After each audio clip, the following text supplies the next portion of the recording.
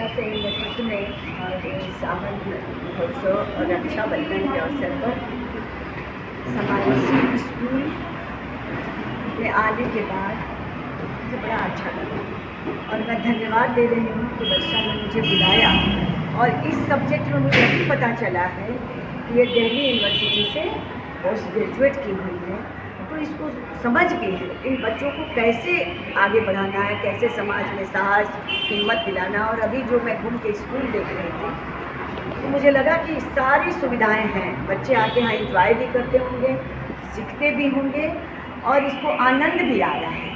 इस तरह के जो बच्चे हैं उसको जब तक आनंद की अनुभूति नहीं होती कोई काम नहीं कर सकता है, इसलिए इसको आनंद आ रहा है बच्चों को आगे बढ़ाने में और सरकार भी ध्यान दे रही है। निश्चित रूप से 5 साल से ये स्कूल चल रहा है, आगे भी और आगे बढ़े और सरकार का भी ध्यान आकर्षित हो। महामहिम सभी जगह जाते हैं, वो भी आएँ और बच्चों को उत्साहित करें। मैं तो बहुत धन्यवाद दे रही हूँ, आशीर्वाद दे रही हूँ कि स्कूल और आगे बढ़े और इसमें मेरी जो भूमिका होगी मैं निश्चित रूप से इसमें निभाऊंगी। इस स्कूल को आगे बढ़ाने के लिए जो सहयोग होगा मैं सहयोग भी करूंगी। बच्चों के लिए साइकिल और ये सारी व्यवस्थाएं जो मिलती हैं ये भी बात करके और मैं दिलवाने का प्रयास करूंगी। और पुनः आपको धन्यवाद और आप सब पत्रकार भाइयों को भी, सब आप लोग को भी बहुत बहुत आशीर्वाद कि आज ऐसे मौके पर आपको भी हमने राखी बांधने का सौभाग्य प्राप्त हुआ और इतने सारे मेरे भाई जो मुझे अब आशीर्वाद देंगे तो निश्चित रूप से आत्मशक्ति बढ़ती है और ये शक्ति बढ़ाने के लिए आप लोगों का स्नेह मिला है, इसलिए आप सबका बहुत बहुत आभार। Thank you.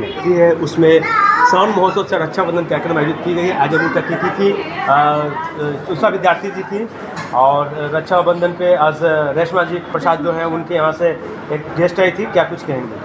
देखिए, समावेशन करने की कोशिश किया है मैंने। आज रक्षाबंधन और सावन महोत्सव के तौर पे हमने 2 कम्युनिटी को बुलाया है जो कि समाज में उपेक्षित है, जैसे कि किन्नर कम्युनिटी और हमारे दिव्यांगजन।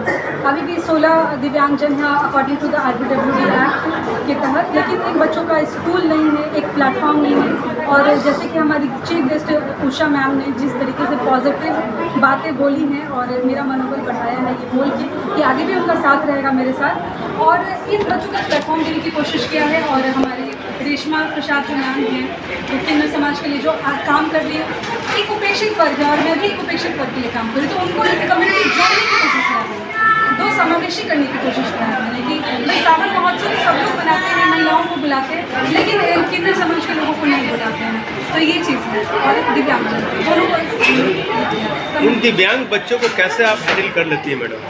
देखिए, दिव्यांग बच्चों को हैंडल करने का कोई ये वो चीज़ नहीं है, चीज़ें समझने की, उनकी स्ट्रेंथ को देखने की, हमें हैंडल करने की ज़रूरत नहीं, हमें उनको समझने की ज़रूरत है, केयर की तरह केयर करने की ज़रूरत है, प्यार करने की ज़रूरत है। अगर वो फीलिंग हम करते हैं ना, वो जो फील करते हैं हम कि ये बच्चे भी हैं, इन बच्चों को भी समाज में कुछ हक मिलना चाहिए, तो आपको कैसे केयर करती है और कैसे उनको कन्विंस करती है आप? कुछ ज़रूरत नहीं होता है सर, प्यार से बात कीजिए, उनको सिखाइए, जो समझ नहीं आ रहा है प्यार से हैंडल कीजिए, बस यही है। इन बच्चों को क्या चाहिए मूल रूप से? मूल रूप से सुविधाएँ चाहिए सर। यदि आज उनके पास स्कूल नहीं है, गाड़ी नहीं है, वैन नहीं है, मोबिलिटी नहीं है, तो ये बच्चे आने जाने में तकलीफ होता है, तो ये सब चीज़ें। आप इन दिव्यांग बच्चों को रीड कैसे कर लेती हैं, इनको फैसिलिट कैसे करती हैं, उनकी एक्टिविटी को कैसे रीड करती हैं? इसमें मास्टर्स है मेरा, masters in special education mental retardation, इसमें मैंने इसकी पढ़ाई की है, तो मुझे समझ में आ जाता है बेस्ड ऑन ऑब्जर्वेशन। जब भी बच्चे को आप देखते हैं, पहले ऑब्जर्व करते हैं, उसके बाद उसका स्क्रीनिंग करते हैं, तो पता चल जाता है बच्चे को क्या होता है। कितने सालों से स्कूल चला रही हैं आप? 5 साल। क्या आपको मिला बच्चे से, उनके पेरेंट्स से? उनके पेरेंट्स से, बच्चों से बहुत प्यार मिला और सबसे ज़्यादा पेशेंस, सबसे ज़्यादा सीखने के लिए मिला मुझे कि किस तरह से पेशेंस के साथ काम करना चाहिए। इन बच्चों को काम के साथ काम करने के लिए बहुत पेशेंस रखना चाहिए। पेशेंस सिखाएंगे। तो रक्षाबंधन का पावन अवसर पे